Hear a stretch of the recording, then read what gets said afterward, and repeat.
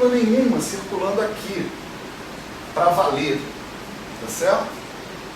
E tem aqui uma representação pictórica com a qual a gente se acostumou e com a qual é confortável pensar. É confortável pensar que isso aqui é um processo que realmente está acontecendo, tá certo? Confortável pensar isso. Agora, isso aqui está realmente acontecendo? Resposta: não sei. Como é que eu posso saber alguma coisa em física? Fazendo experiência. Qual é a experiência que eu faço para detectar isso? Nenhuma. Tá certo? A minha experiência já é isso. Eu estou detectando a partícula aqui e aqui. Não aqui. Eu não estou mexendo com ela aqui, nesse meio. Eu estou observando ela aqui no início e aqui no final. Tá certo?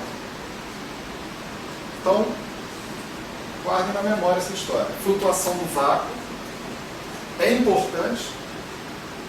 O nome flutuação do vácuo se refere a uma coisa que você calcula, você pode mostrar, exibir uma fórmula matemática para falar disso, mas o nome flutuação do vácuo traz dentro dele um preconceito, uma ideia de que você pode observar esse negócio, e você não pode. Essas flutuações são inobserváveis. O fator 1 sobre n é o desconto dessas flutuações do seu funcional gerador. Então, mais uma regra de Feynman agora, tá certo? Toda vez que eu tiver um gráfico assim, onde eu tenho um pedaço do gráfico que não está conectado a nenhum ponto externo, esse pedaço de vácuo é chamado de bolha de gráfico, é chamado de bolha de vácuo, tá certo? O fator de normalização vai mandar embora essa bolha de vácuo.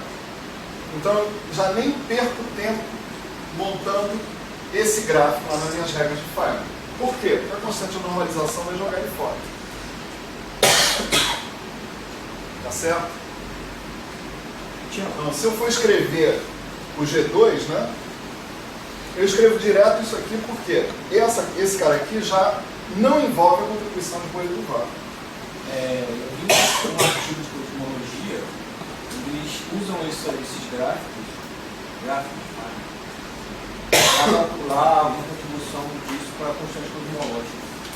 Eles não jogam isso fora e calculam isso. Tem sentido fazer esse tipo de Isso você, essa é uma das maiores sacanagens da física moderna. Você tem que lembrar que você está numa teoria de campos em espaços curvos. Você não está quantizando a gravitação. Você está quantizando, por exemplo, um campo escalar sobre um espaço curvo. O seu espaço curvo é representado por uma métrica. A métrica é um campo externo. Então você está injetando energia e momento dentro do seu sistema. Então, tudo bem.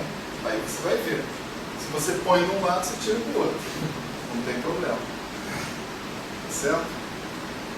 Agora, o que eu chamei de grande, isso não é sacanagem nenhuma. Isso aí pode ser feito tranquilamente, etc. O problema é você obter o resultado disso e o seu resultado discordar dos dados experimentais em 120 ordens de grandeza. Esse é o problema. Né? Aí, como seu resultado discorda dos dados experimentais em 120 ordens de grandeza, você fala, os dados experimentais estão errados. Certo? Isso é uma postura de teórico, né? Entende? Aí você diz, então, o problema é o seguinte, a conta teórica está certa, é claro, né? Que eu preciso é da energia escura, que ela vai cancelar essas 120 ordens de grandeza e trazer a constante cosmológica para o valor experimental dela. Certo? E aí você tem toda uma busca pela energia escura e todo um monte de gente dizendo que energia escura é o santo graal da física moderna. No duro, a energia escura está baseada nisso, nessa coisa grosseira que eu acabei de falar. Você faz uma conta usando teoria de campos em espaços curtos, que você não sabe renormalizar direito. Entendeu? Você obtém um resultado 120 ordens de grandeza maior do que a constante cosmológica observada atualmente. A constante cosmológica é diferente de zero e é observada. O universo não está em expansão acelerada, então tem uma constante cosmológica. Tá certo? E aí você, arrogantemente, você diz que quem está errado é a natureza. Entende? Não, cara, você tem que olhar, revisar a sua teoria de campo do espaço curvo.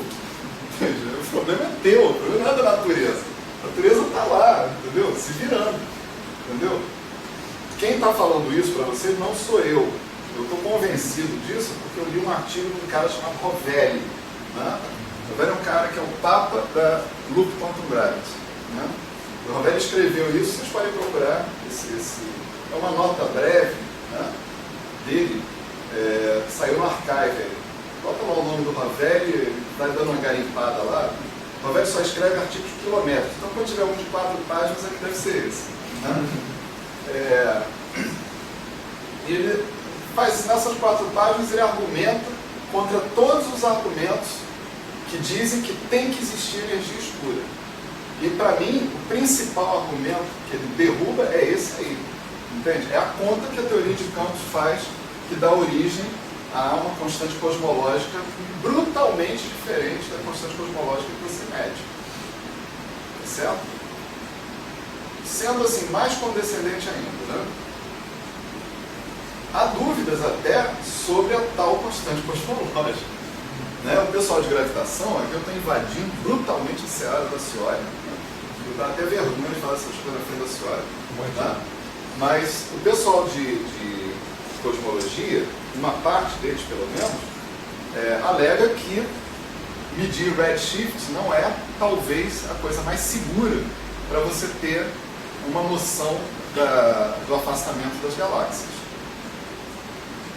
Você deveria criticar a própria medida do redshift como uma medida de distância, vamos dizer assim, ou de velocidade, né, das coisas. Né? Aí já é uma seara da qual eu realmente não entendo nada, mas eu escutei esse papo por aí, estou passando para frente. Quer dizer, quando você fala que existe uma constante cosmológica na natureza, você está confiando que você pode medir distâncias usando redshifts. Tá certo?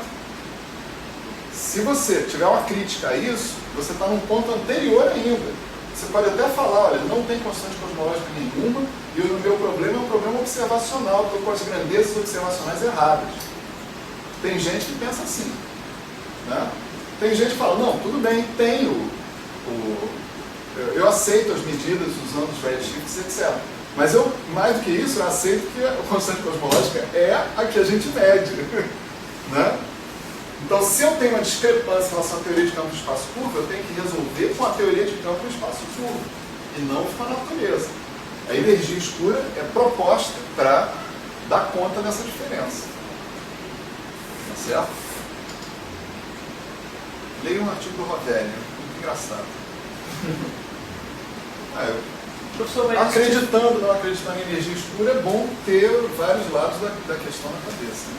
Professor, você falou do redshift tem a ver mais com a aceleração da expansão, e não com a expansão em si. A expansão em si, eu acho que os caras observaram empiricamente. Eu acho que as pessoas concordam acho que é uma concordância generalizada que tem expansão. O problema é que tem expansão acelerada. Então é isso, galera. Ela é em 0 minutos.